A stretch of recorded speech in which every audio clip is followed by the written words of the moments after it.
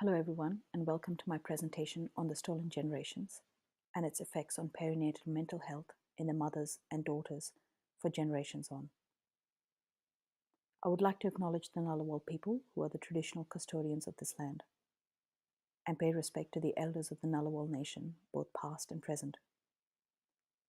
I extend this respect to all Aboriginal and Torres Strait Islander people listening to this presentation. I would also like to issue a content warning before I go ahead. Some statements and quotes used in this presentation may be distressing to some. As a soon-to-graduate midwife, a mother, a daughter, and a woman who grew up in a colonized country, now living in Australia as an ethnic minority, I found this topic really resonated with me. The stolen generations are Aboriginal and Torres Strait Islander people who, when they were children, were taken away from their families and communities as a result of past government policies.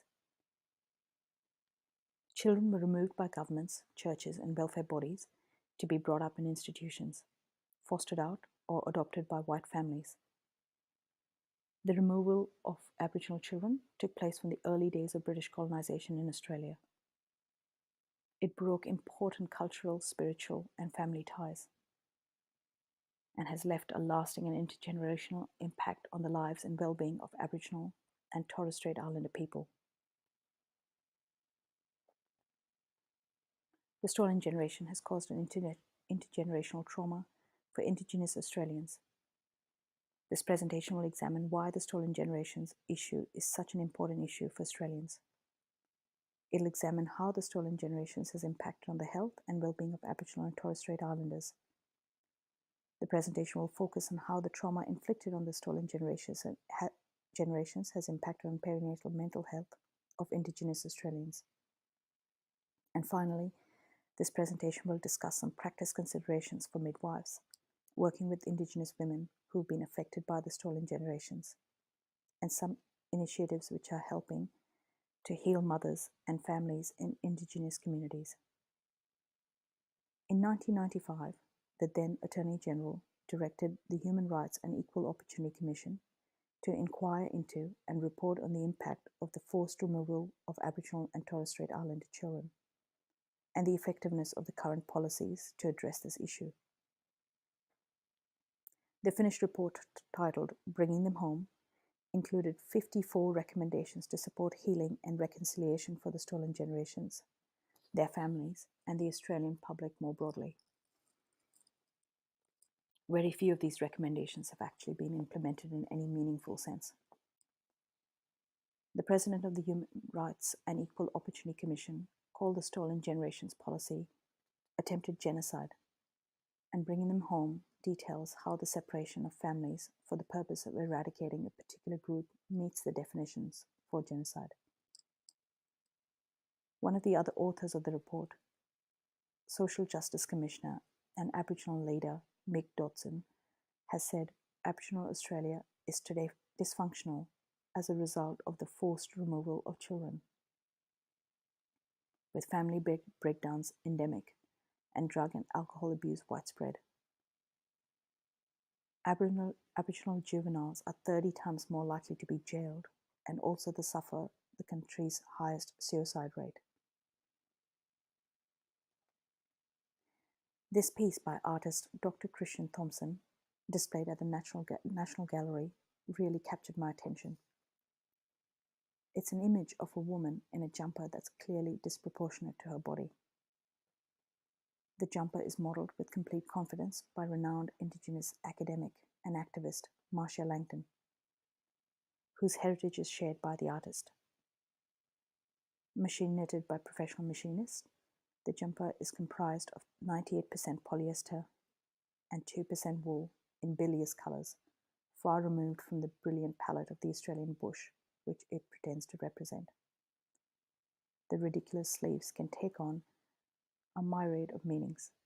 They can be seen as constrictive, turning the item of clothing into a literal as well as a metaphorical straitjacket.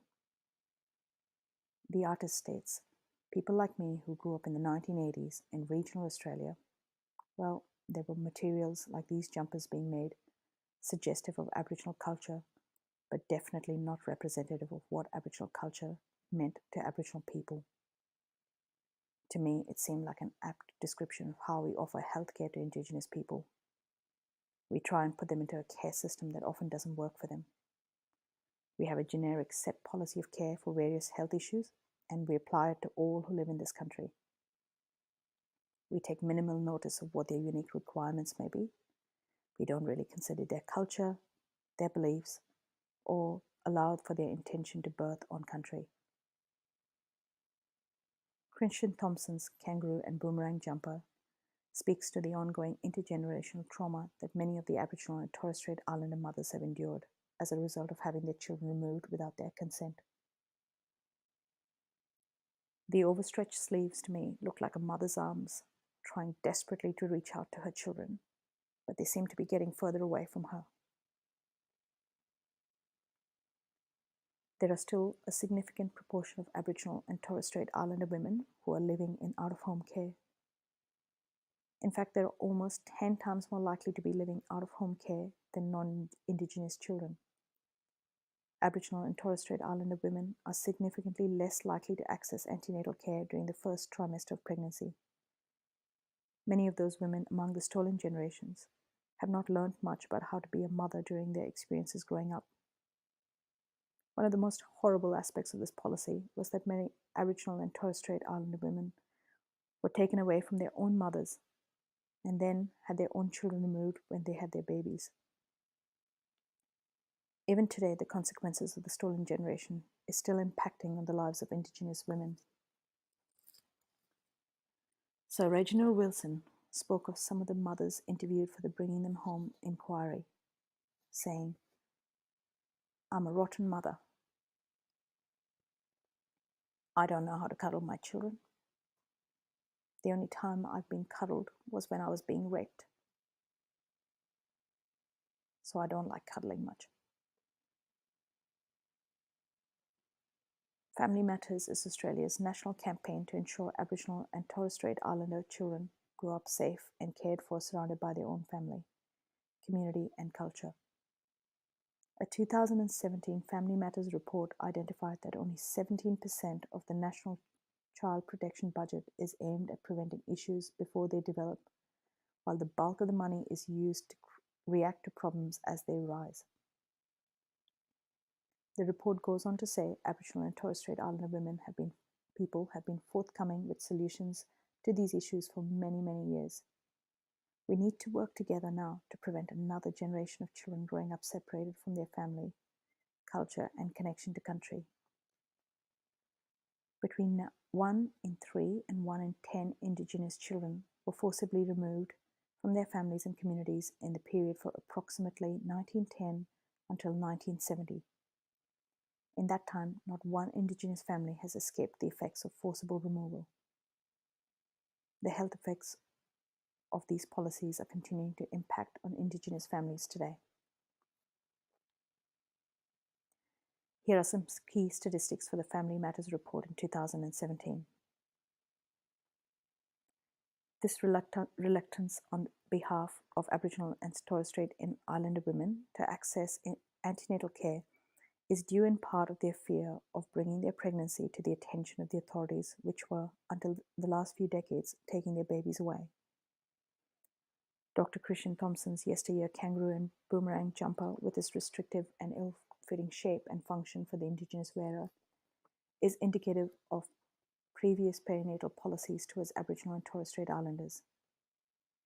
In the current environment, there are a number of initiatives which are aimed at healing some of those intergenerational trauma caused by the stolen generation policies and to support Indigenous women to birth and raise their children.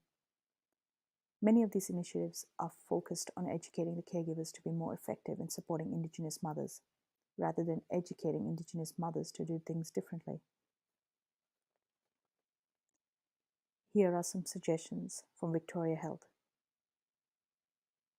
It offers the following practice considerations for health providers. The Congress of Aboriginal and Torres Strait Islander Nurses and Midwives is an organisation doing excellent work in developing tangible strategies to close the gap in health for Aboriginal and Torres Strait Islanders. They work hard to boost the number of Aboriginal and Torres Strait Islander nurses and midwives, but also works to educate existing healthcare providers and influence government policy to better support the health of Indigenous Australians. One of the initiatives which was conducted in conjunction with the Australian College of Midwives is the Birthing on Country project. This project is aimed at improving birth outcomes for Aboriginal and Torres Strait Islanders by increasing access for women in rural and remote locations. Additional provisions in training Aboriginal and Torres Strait Islander midwives, and development and implementation of widespread cultural safety training for health professionals engaging with Aboriginal people. In Western Australia, a digitised mental health screening program is being trialled which aims to better screen the perinatal health of Indigenous mothers. The program, called Baby Coming, You Ready, is a culturally appropriate alternative to the Edinburgh Postnatal Depression Scale developed in Scotland over 40 years ago. The program invites participants to identify images they strongly connect with among a series of illustrations. This helps flag mental health issues and to identify areas where the mothers may need support. The trial is being implemented by Indigenous leaders in sites throughout the state. A similar program is being implemented in the Kimberley region of Western Australia called the Kimberley Mums Mood Scale. This culturally safe perinatal mental health and screening tool has been developed to comply with protocols established by Kimberley Aboriginal women. It's another example of initiatives which are intended to support and empower Indigenous women. The stolen generations have caused unmeasurable damage to Aboriginal and Torres Strait Islander societies and culture, and the wounds these policies have caused will not be readily diminished. However, there are some inspiring programs for the future which are working to try and bridge the health gap. These are not the solution to the problem. They're a start on the journey to healing and reconciliation.